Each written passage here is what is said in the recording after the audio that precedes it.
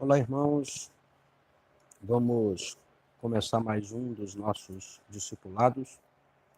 Quero convidar os irmãos para abrir a Escritura no livro de João, capítulo 1, versículo 14. João 1, versículo 14. Assim diz a palavra de Deus: e o Verbo se fez carne e habitou entre nós, cheio de graça e de verdade, e vemos a sua glória como unigênito do Pai. Vamos orar nesse momento e vamos pedir ao Senhor que esteja iluminando a nossa mente para que nós possamos compreender a sua palavra. Oremos.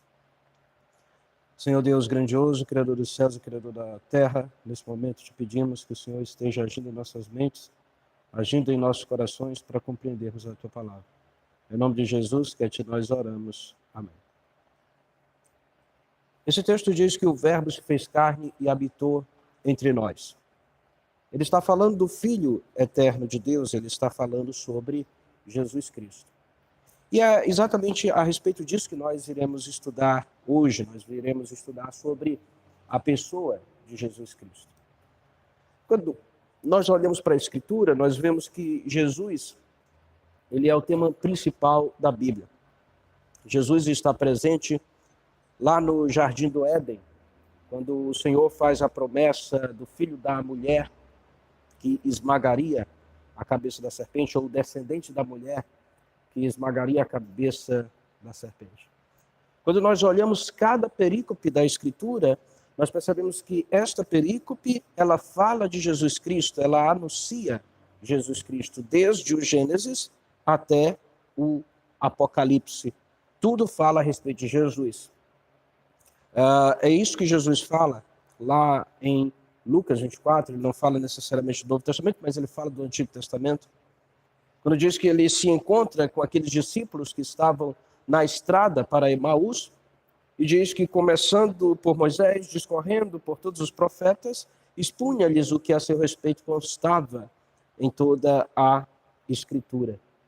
Então, Jesus expôs o Antigo Testamento, e a Bíblia diz que em toda a Escritura, todo o Antigo Testamento, falava a respeito de Jesus Cristo. Moisés e os profetas é um tipo de resumo que os judeus daquela época eles utilizavam para o Antigo Testamento, que é Moisés, né, que é aquele que escreveu a Torá, aquele que escreveu o Pentateuco, e os profetas, que são o restante daquelas pessoas que escreveram o Antigo Testamento. Então, Jesus Cristo ele é o tema principal da Escritura, e nós vamos estudar hoje Cristologia. Cristologia, que é o estudo a respeito da pessoa e da obra de Jesus Cristo. Ou seja, quem é Jesus e o que Jesus fez. Quando nós estudamos Cristologia, nós vemos que Cristo ele tem dois estados. O primeiro estado é o estado de humilhação de Jesus Cristo. Às vezes a gente pensa que o estado de humilhação de Jesus Cristo, ele acontece somente quando Jesus está ali levando chicotadas, sendo cuspido, ali no momento da sua crucificação ou antes de sua crucificação. Mas quando a gente lê a Escritura, o que a gente percebe é que o estado de humilhação de Jesus Cristo, ele é todo o período que Cristo passou na terra, desde sua concepção até a sua ressurreição. Desde que ele foi gerado no ventre de Maria, ele era Deus, então ele se faz um ser humano, vive ali no ventre de uma humana, assume as limitações humanas e chega ao ponto de morrer e ficar debaixo do poder da morte por um certo tempo. Esse é o estado de humilhação de Jesus Cristo. O outro estado é o estado de exaltação de Cristo. O estado de exaltação de Cristo é do momento em que ele ressuscita, até agora ele está no seu estado de exaltação, ele ressuscita, ele sobe, ele senta-se à direita de Deus Pai, ele está governando todas as coisas e um dia ele irá voltar para julgar os vivos e os mortos. Então são esses os dois estados. Nós devemos ter três pressupostos básicos quando nós estudamos Cristologia. O primeiro dele é que Jesus ele é plenamente Deus e plenamente homem em uma só pessoa. Então é isso que a Escritura ela vai nos ensinar. Jesus ele é plenamente homem e ele é plenamente Deus. Ele é 100% homem e ele é 100% Deus. Quando dizemos que Jesus ele é 100% Deus, nós estamos dizendo que ele tem todos os atributos de Deus. Quando nós dizemos que Jesus é 100% homem, nós estamos dizendo que ele tem todas as características humanas. Então, Jesus, como Deus, ele é onisciente, como Deus, ele é onipresente, como Deus, ele é onipotente, ao mesmo tempo que, como ser humano, ele tem o seu conhecimento limitado, né? Pelo menos quando ele estava na Terra, ele afirmou que algumas coisas ele não sabia. Ele é limitado pelo seu corpo físico e também como homem, ele tem fome e outras coisas próprias dos seres humanos. Então, é isso que nós queremos dizer quando afirmamos que Jesus Cristo ele é 100% Deus e também que ele é 100% homem. E nós vamos entender isso mais um pouco mais à frente no nosso estudo. A obra da salvação realizada por Jesus ela é única, eficaz e irrepetível. Ou seja, Jesus ter vindo ao mundo, ele ter vivido uma vida de perfeita obediência por nós, pecadores, a sua morte na cruz, tudo isso é algo que foi único, que foi eficaz, ou seja, cumpriu o seu propósito e é irrepetível, não precisa acontecer mais. Então, quando se diz que o sacrifício de Cristo é repetido na missa, isso não está correto. Jesus Cristo ele foi sacrificado de uma vez por todas. A fé em Jesus, então, ela vai distinguir o cristianismo das demais religiões existentes no mundo. Quando você olha para Buda, ele morreu. Maomé, embora digam que ele subiu aos céus, mas ele morreu. Todos os outros líderes religiosos, eles são meros humanos, e eles não são Deus. Jesus é diferente de todos eles. Jesus é o próprio Deus que se fez carne, que habitou entre nós, e que ele ressuscitou, que subiu aos céus e que está direito de Deus Pai. Então é por isso que o cristianismo é a única religião verdadeira. Todas as demais religiões, todas as outras religiões são falsas religiões, só existe uma religião verdadeira, e essa religião é o cristianismo. Então vamos estudar um pouquinho a respeito dos nomes que a Escritura atribui a Jesus Cristo, e vamos estudar então o que eles significam. Primeiro, Jesus, vem do termo hebraico Yoshua, significa Salvador. Nós vemos lá em Josué 1:1 esse nome.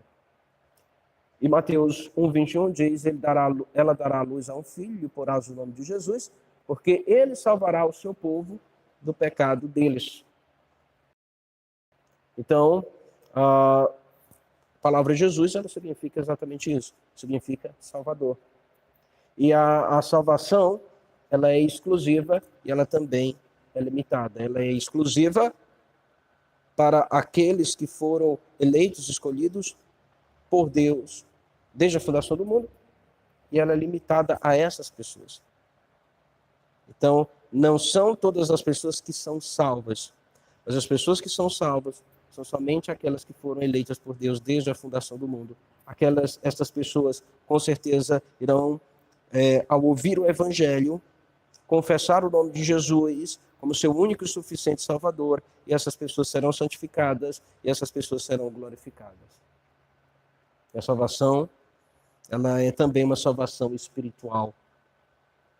Jesus, ele veio para nos trazer uma salvação e para nos purificar do pecado. Jesus, ele não veio para instaurar um reino como os judeus esperavam, né? Os judeus esperavam que Jesus ele viesse libertar o povo da opressão romana e instaurar um reino terreno. O reino de Cristo não é um reino terreno, mas o reino de Cristo é o reino dos céus, é um reino vindo dos céus. A salvação que ele nos dá é a salvação do pecado. Outro nome é o nome Cristo. Cristo significa ungido, né? É o mesmo que Messias. O Messias vem do hebraico e Cristo vem do grego.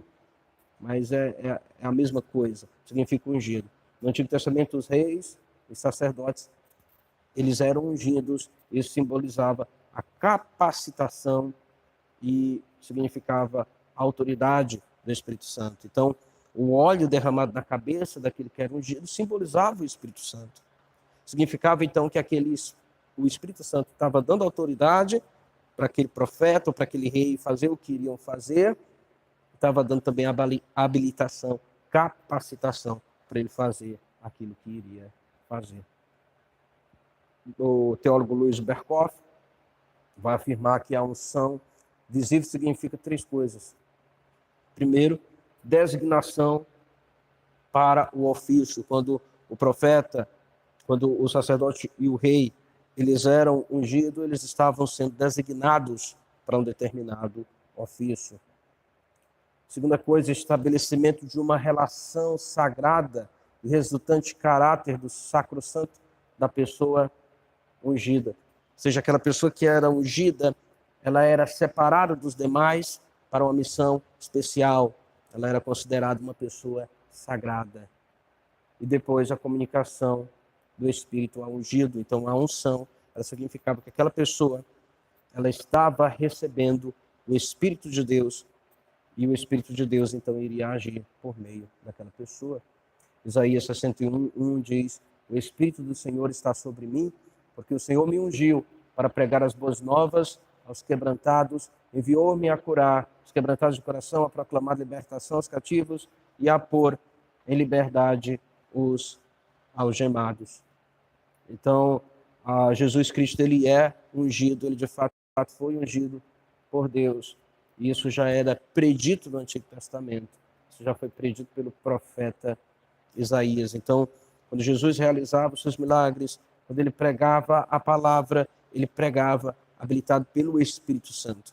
O Espírito Santo que também é o Espírito de Cristo. Diz, indo para Nazaré, onde fora criado, entrou no sábado na sinagoga, segundo o seu costume, levantou-se para ler, e então lhe deram o livro do profeta Isaías, e abrindo o livro, achou o lugar onde estava escrito: o Espírito do Senhor está sobre mim, pelo que me ungiu para evangelizar os pobres, enviou-me para proclamar libertação aos cativos, restauração de vista aos cegos, para pôr em liberdade os oprimidos e apregoar o ano aceitável do Senhor.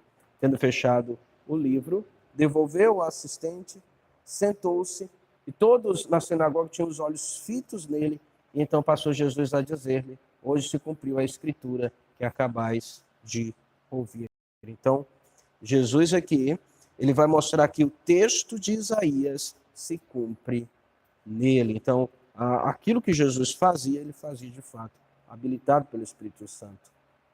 Diz João 1:32, e João testemunhou dizendo: viu o Espírito descer do céu como pomba e pousar sobre ele. Então Jesus era aquele no qual o Espírito de Deus habitava, e ele habitava por excelência em Jesus Cristo. Ele é o Cristo para o cumprimento da grande missão de salvar os pecadores, ou seja, ele é o ungido para cumprir a grande missão de salvar os pecadores. O outro nome que é atribuído a Cristo é o Filho de Deus, que Mateus 11:27 vai dizer: tudo me foi entregue por meu Pai, ninguém conhece o Filho senão o Pai, ninguém conhece o Pai senão o Filho, aquele a quem o Filho quiser revelar. Luiz Berkhoff diz que o termo Filho de Deus é aplicado a Jesus em 4 sentidos. O primeiro dele, oficial ou messiânico. Então, Jesus Cristo é aquele Filho de Deus que é o Messias prometido no Antigo Testamento. Segundo, o sentido trinitário, ou seja, Jesus Cristo, ele é o Filho ali na relação das 3 pessoas da Trindade, que tem Pai, Filho e Espírito Santo. Jesus é o Filho. Sentido natalício, Jesus é o Filho de Deus, ele foi gerado pelo Espírito Santo no ventre de Maria. Então, nesse sentido, Jesus, ele é o Filho de Deus, porque ele não é um filho biológico de José, mas ele é filho de Deus, que por meio do seu Espírito gerou Jesus no ventre de Maria. No sentido ético, religioso. Então, Jesus é aquele Filho de Deus, aquele que cumpre perfeitamente a vontade de Deus, que é perfeitamente obediente a Deus. Nesse sentido, ele é o Filho de Deus, porque ele realiza as obras que estão de acordo com a vontade de Deus, né? Lembrando que a gente entende esse sentido ético-religioso comparando com a serpente, com os descendentes da serpente. Por que os descendentes da serpente são chamados de descendentes da serpente, filhos do diabo? Porque eles realizam as mesmas obras do diabo, porque eles vivem em desobediência como Satanás vive. Então, nesse sentido, aqueles que vivem em obediência a Deus são filhos de Deus. Então, em Jesus nós somos filhos de Deus, porque em Jesus nós obedecemos a Deus. Em Jesus nós somos obedientes a Deus. Um outro termo que é utilizado, então, para Jesus é o Filho do Homem. Isso vai demonstrar algumas coisas. A humanidade, Jesus é um ser humano. Então, ele é da semente humana. Ele é o Filho do Homem. Segundo, nos sofrimentos, né? Assim como os seres humanos sofrem, Jesus também sofre. Terceiro, na sua divindade, né? Jesus é aquele Filho do Homem descrito lá em Daniel 7, a quem foi dado poder nos céus, na terra e tudo mais. Então, o Filho do Homem, ele não designa somente a humanidade de Jesus, mas também a sua divindade, porque ele cumpre aquela profecia. E o quarto, a sua segunda vinda. Jesus é aquele Filho do Homem que virá em poder e em glória para julgar os vivos e para julgar os mortos. Quando nós olhamos, né, para esse termo Filho do Homem, a sua origem está lá no Antigo Testamento. Nós podemos ver isso em Salmo 8,4, Daniel 7,13. O foco principal é apresentar Jesus como o perfeito. Ele é o perfeito ser humano, cabeça da raça humana, aquele que perfeitamente cumpre ali as exigências do Pai em obediência, e aquele que é oferecido sacrifício perfeito em nosso lugar. Outro termo que é aí atribuído a Jesus é Senhor. Kyrios, no grego, é um nome que exalta a pessoa de Jesus Cristo, é equivalente a Adonai, né, ou Yahvé, no hebraico, Adonai e Yahvé. Jesus é o Senhor exaltado, né? Nós podemos ver isso lá em Filipenses 2, 9 a 11, Apocalipse 19, 16. É um título de exaltação, né? Atos 2, 36 diz: esteja absolutamente certa, pois toda a casa de Israel, de que esse Jesus que vós crucificaste, Deus o fez Senhor e Cristo. Um outro título atribuído a Jesus é o Salvador. O nome Salvador indica a missão de Jesus. Lucas 2,11 diz que hoje nos nasceu na cidade de Davi o Salvador, que é Cristo, o Senhor, né? O Salvador, Cristo, Senhor, os três nomes aí, e um só versículo. Então, João apresenta Jesus como uma pessoa de duas naturezas, né? Jesus, ele é divino, ao mesmo tempo em que ele é humano. Ele tem duas naturezas. Ele tem a natureza divina, ele tem a natureza humana. João 1, de 1 a 3, vai dizer: no princípio era o verbo estava com Deus, o verbo era Deus, ele estava no princípio com Deus. Todas as coisas foram feitas por intermédio dele, e sem ele nada do que foi feito se fez. Então, para nós entendermos aqui como funciona essa questão das duas naturezas de Cristo, nós temos aqui um gráfico, né? Nós temos o Pai que desde a eternidade ele gera o Filho que desde de toda a eternidade inspira o Espírito Santo, e o Espírito Santo que desde de toda a eternidade ele é expirado também pelo Pai, né? Então a gente vê aqui como assim o Pai gera o Filho. Então houve um tempo em que Jesus não existia. Então, a gente deve lembrar que Deus ele está além do tempo e do espaço, né? Se ele está além do tempo e do espaço, ele não é limitado pelo tempo e pelo espaço. Se ele não é limitado pelo tempo e pelo espaço, então ele pode estar em todos os tempos, em todos os espaços. Né? Então é algo misterioso, como a gente entende. É algo que está além da nossa compreensão. Mas, na eternidade, o Pai gera o Filho. Como na eternidade não tem presente, passado e futuro, então isso acontece todo o tempo. E Atanásio vai usar a figura do Sol. Pense no Sol. Quando é que o Sol gera os seus raios? Todo tempo o Sol está gerando os seus raios. Então, é exatamente isso. A Bíblia fala de Jesus Cristo: tu és o meu filho, eu hoje te gerei. Está sendo gerado hoje. Então, o Pai gera o Filho desde toda a eternidade. O Pai expira o Espírito desde toda a eternidade. Desde toda a eternidade, o Filho expira o Espírito. E o Espírito também é inspirado pelo Pai. Então, nós vemos o Pai é o único que, ao mesmo tempo em que gera o Filho, ele expira o Espírito. O Filho é o único que é gerado pelo Pai e também expira o Espírito. E o Espírito Santo é o único que é inspirado pelo Pai, pelo Filho, e ele mesmo não gera, não inspira ninguém. Então, cada um tem a sua característica própria. E todas essas três pessoas, elas fazem parte da divindade, elas fazem parte do ser de Deus. Então, embora seja três pessoas diferentes, é um único Deus. Porque são três pessoas, mas uma única substância. Né? Fazem parte de um único ser, e esse ser é Deus. Então, quando nós olhamos para a Trindade, nós vamos ver que ela é um algo e três alguém. É um algo, três alguém.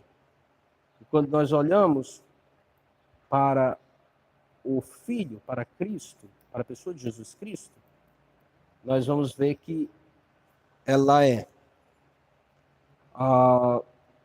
dois algos e um alguém. Né? Então, olha só. Nós temos a natureza divina. Essa natureza divina, ela abraça a natureza humana. Né? Então, não há mudança da natureza divina. Ela não se torna humana, mas ela abraça a natureza humana. Essas duas naturezas, elas fazem parte de uma única pessoa. Né? Quando Jesus encarna, elas passam a fazer parte de uma única pessoa, que é o Cristo, né? Que é a pessoa do Redentor. E aí nós vamos ver que, você está vendo o gráfico, existe uma pessoa, que é o Cristo, ele possui duas naturezas. E às vezes a natureza humana, né? E a natureza humana, ela comunica a pessoa do Redentor atributos humanos, e a natureza divina comunica a pessoa do Redentor atributos divinos. E o que acontece é que às vezes a natureza divina, ela retém essa comunicação. É por isso que às vezes Jesus dizia que não sabia, né, o que iria acontecer, né? Como lá quando ele diz a respeito de sua volta, ele diz que nem os anjos sabiam, que nem ele sabia. Né? Por quê? Porque a natureza divina, ela não comunicou onisciência para Jesus Cristo. Né? Mas nós vemos lá quando os discípulos eles estão enfrentando a tempestade, diz que Jesus via os discípulos. Por quê? Porque a natureza, nesse momento, a natureza divina comunica onisciência a Jesus Cristo. Então é por isso que Jesus é perfeitamente lógico, né? Jesus ser uma única pessoa, com duas naturezas, ao mesmo tempo que ele é onisciente, ele pode não ser onisciente, né? Por causa disso. Né? A natureza divina às vezes comunica, às vezes não comunica atributos divinos a Jesus. Né? Não ao mesmo tempo, né? Acho que não ao mesmo tempo, mas a mesma pessoa. Né? Jesus como homem e como Deus. Então, Jesus é uma única pessoa que possui duas naturezas, natureza divina e natureza humana. A pessoa de Jesus Cristo. Jesus é Deus, né? Ele é o Verbo, nos apresenta a mente de Deus. Nós já vimos Jesus, ele é da mesma substância do Pai, ele possui a substância divina, portanto ele é Deus. Jesus é uma pessoa, né? Diz o João 1, o Verbo estava com Deus, então ele é uma pessoa diferente do Pai. O Pai e o Filho não são a mesma pessoa. E ele é Deus. Jesus tem a mesma natureza que Deus. Ele é divino em termos de essência e substância, ele possui os mesmos atributos do Pai: onipotência, onisciência e onipresença, né? Então, como nós já vimos ali no gráfico passado, embora ele seja três pessoas diferentes, a substância é uma única, portanto, é um único Deus e não vários deuses. Ele é o Criador, né? Nós já vimos isso também em Trindade, né? Quando nós estudamos Trindade. Só repetindo aqui. Se você quiser entender melhor, assista o vídeo sobre Trindade. Ele é o Criador, Deus criou o mundo por meio da palavra, Cristo é a palavra, Cristo é o Logos, né? Nós vemos isso lá em Colossenses 1,16. Jesus é a palavra, que Jesus é o Logos, pelo qual todas as coisas foram criadas. A vida estava nele, a vida era a luz dos homens, a luz resplandece nas trevas e as trevas não prevaleceram contra ela. João 1, 4 e 5. Primeiro, vida. Ela se encontra ou se origina em Jesus. Ela é eterna, divina e consiste na comunhão com Deus. Ela é contrária à destruição e morte. Ela é recebida e experimentada pela fé exclusiva em Jesus. Fora dele não existe vida eterna ou salvação. Então, a vida só existe em Jesus Cristo. Se não fosse Jesus Cristo, nenhum ser vivo existia, né? Porque eles foram criados a partir de Jesus, que é o Logos. Ele é a vida, porque também por meio dele nós temos vida, né? Nós fomos salvos, nós fomos tirados daquele estado de morte em nossos delitos e pecados, e agora nós somos novas criaturas e nós teremos a vida eterna. Jesus é a luz do mundo, ele é aquela luz que vem nos tirar das trevas, da escuridão, do pecado. Jesus é homem. Jesus é Deus, o Verbo eterno, pessoal e criador. Ele é a vida e a luz. Agora o evangelista João declara que Deus se fez homem, o Verbo se fez carne e habitou entre nós. Então nós vemos que essa doutrina, que é a doutrina da Santíssima Trindade, é uma doutrina difícil de se compreender. Você pode dizer, é uma doutrina difícil de entender, mas você não pode dizer, não está na Bíblia. Porque quando nós lemos a Bíblia, nós vamos ver que é exatamente isso que ela explica. No tempo determinado por Deus, ele enviou o seu filho, nascido de mulher, sob a lei, diz Gálatas 4, do 4 ao 5. Deus tornou-se homem, vestiu a nossa humanidade, exceto o nosso pecado. A palavra habitou, ela significa que ele armou tabernáculo, ou a sua tenda entre nós. A palavra habitou ali no grego, né? Vai significar que ele tabernaculou entre nós. O que é o tabernáculo?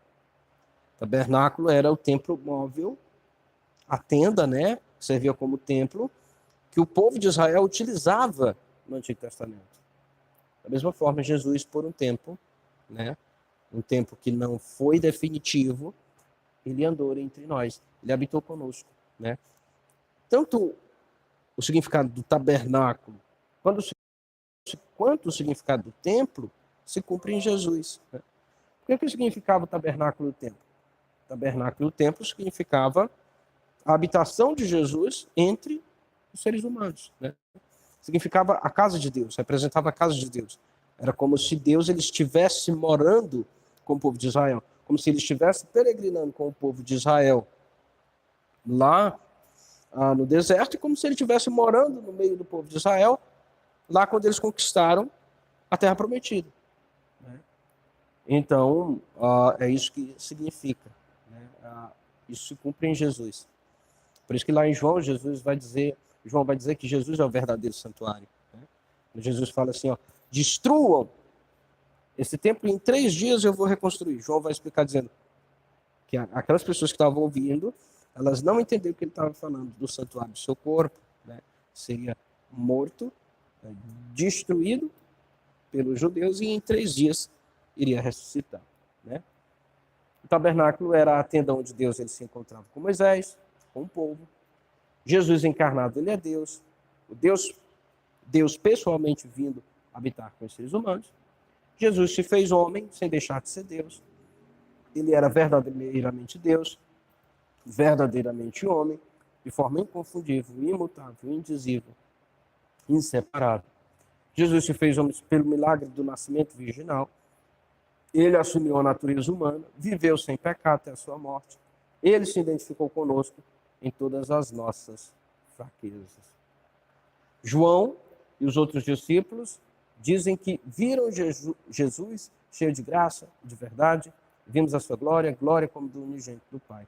Duas razões porque viram. Primeiro, porque a graça e a verdade vieram por meio de Jesus. Segundo, porque Jesus revelou a si mesmo também a Deus, né? Então Jesus, ele é a perfeita revelação, a perfeita manifestação do Deus invisível. Então esse foi o nosso estudo sobre a pessoa de Jesus Cristo, sobre cristologia, um pouco de cristologia, que é um tema muito mais profundo do que aquilo que foi exposto aqui, e que nós possamos entender isso, né? Que a Deus, ele se fez carne, que ele habitou entre nós, que o Filho, ele é Deus, né? Por causa que a sua natureza, ela é divina, a mesma divindade do Pai, e ele viveu uma vida de perfeita obediência em nosso lugar, ele morreu em nosso lugar, ele conquistou a vida eterna para nós. Então o que resta? O que nos resta diante disso? O que nos resta é nós confiarmos, né, no Senhor Jesus Cristo, nós nos entregarmos ao Senhor Jesus Cristo, nós confessarmos os nossos pecados, nós confiarmos que por meio dele nós temos salvação. A nossa salvação, ela não depende de nós, a nossa salvação, ela não depende das nossas obras, mas a nossa salvação depende de Cristo. Foi porque Cristo teve uma vida de perfeita obediência em nosso lugar, foi porque Cristo morreu na cruz em nosso lugar. É por isso que nós somos salvos. E que nós possamos, então, confiar nisso, nos arrepender dos nossos pecados, confessar os nossos pecados diante do Senhor. E que possamos agora deixar que o Espírito Santo, ele aplique Cristo em nós. Que todos os dias, então, nós busquemos fazer isso, fazer com que Cristo, ele seja manifestado por meio de nós, cada dia buscando ser mais parecidos com Jesus Cristo, buscando santificação. Deus nos abençoe para fazer isso. Vamos fazer uma oração e vamos pedir a bênção de Deus sobre as nossas vidas. Oremos. Senhor Deus grandioso, Criador dos céus e Criador da terra, nesse momento nós pedimos que o Teu Espírito Santo, ele possa estar nos fazendo compreender a Tua palavra, viver de acordo com a Tua palavra, que Teu Espírito Santo, ele possa, Senhor, estar nos fazendo, Senhor, buscar Te seguir, cumprir os Teus mandamentos, cumprir aquilo que o Teu Filho Jesus nos ensinou, e confiar nele, confiar na Sua pessoa e confiar na Sua obra. Que cada dia busquemos entender mais a respeito de Ti, para que possamos Te servir melhor. Em nome de Jesus que a Ti nós oramos. Amém. Então, amém. Irmãos, que Deus abençoe vocês.